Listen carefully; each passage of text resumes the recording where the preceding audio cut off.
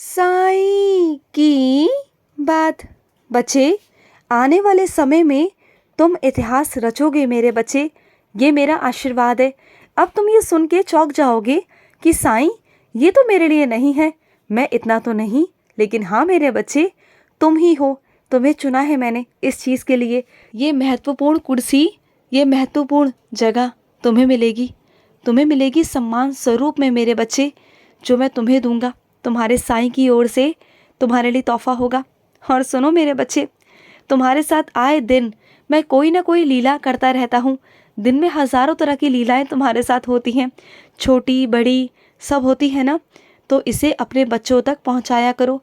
अगर पहुँचाओगे ना तो तुम्हारे बच्चों को भी अच्छा लगेगा और तुम्हारे बच्चे भी मुझसे जुड़ेंगे। और जैसे जैसे तुम्हारे बच्चे मुझसे जुड़ेंगे ना, उनका भविष्य मैं संभालूंगा, चिंता मत करना। तुम जो अपने बच्चों की चिंता करती रहती हो ना, वो तुम्हें नहीं होगी, बिल्कुल नहीं होगी, क्योंकि फिर वो मेरे हाथ में होंगे। और सुनो, तुम्हारा जो अपना है ना, वो कहीं बहुत दूर काम करता है, और कभी कभी ना उनकी तुम्हें बहुत याद आती है, और कभी कभी उनकी बहुत फिक्र भी होती है कि वो कैसे रहते हैं, कैसे खाते हैं, क्या करते हैं। तो सुनो, तुम उनकी चिंता मत करो, उनके साथ मैं हूँ, तुम्हारा साईं उनके पास हमेशा रहता है।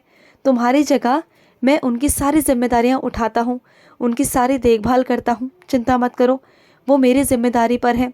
उन्हें कोई नुकसान नहीं पहुँचा सकता। जो तुम्हारे मन में बार बार बातें आती हैं ना, वो नहीं आएंगी।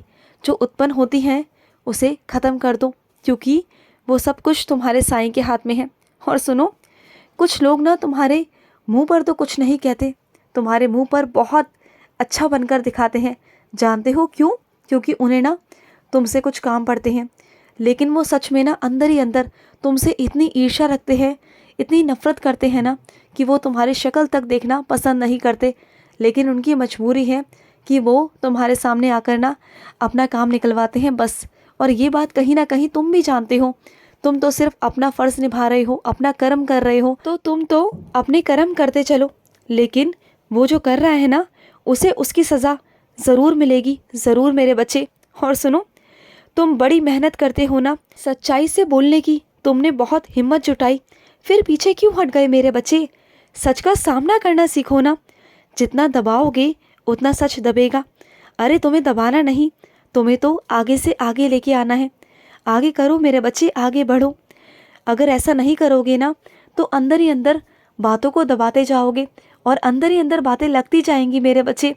और जब तक ये बातें आमने सामने नहीं होंगी, ये गलतफहमियां दूर नहीं होंगी, और जो अंदर ही अंदर नफ़रत पैदा हो रही है ना, ये मिट जाएगी मेरे बच्चे, नहीं तो इसका पहाड़ बन जाएगा। इस बात को समझने की कोशिश करो, बात कर लो मेरे बच्चे। हाँ, मैं मानता हूँ कि मतभेद है, लेकिन मतभेद को ख़त्म करना तुम्हारी जिम्मेदारी है। जो शिकवा है, जो गिला शिकवा है, उसे ख़त्म करने की कोशिश करो। मैं हमेशा तुम्हें सिखाने की कोशिश करता हूँ, बताता हूँ, लेकिन उसके बावजूद भी ना तुम परेशान हो जाते हो। मत हुआ करो परेशान। और सुनो, हाँ मेरे बच्चे, मैं ना तुम्हें कभी प्रमाण नहीं देता अपने होने का, ना तुमसे ज़्यादा बात कर पाता हूँ, ना साक्षात कुछ दिखा पाता हूँ, और ना अपना एहसास कराता हूँ, और ना ही तुम्हें स्वप्न दर्शन देता हूँ।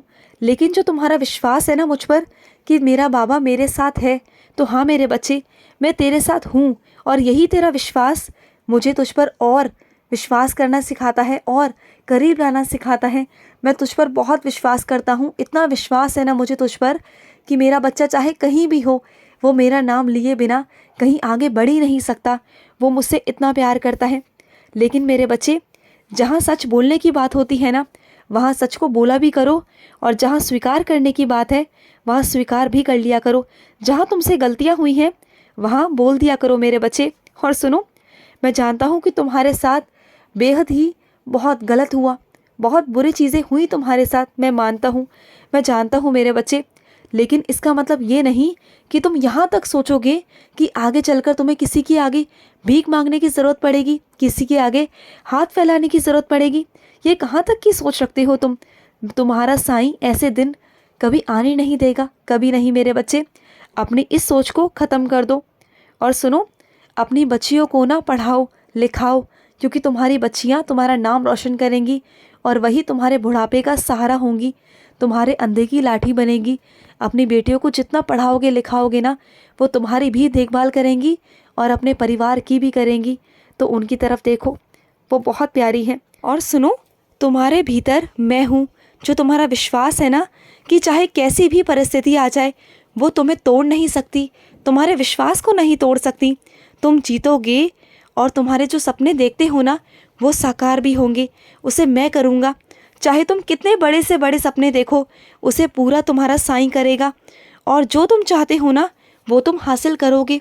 और कोई बहुत बड़ी चीज़ है जो तुम्हारे साथ होने वाली है, जिसे तुम हासिल करोगे मेरे बच्चे, जिसके बारे में ना तुमने कभी नहीं सोचा होगा ज़िंदगी में, कभी नहीं, लेकिन वो होगा, ज़रूर होगा।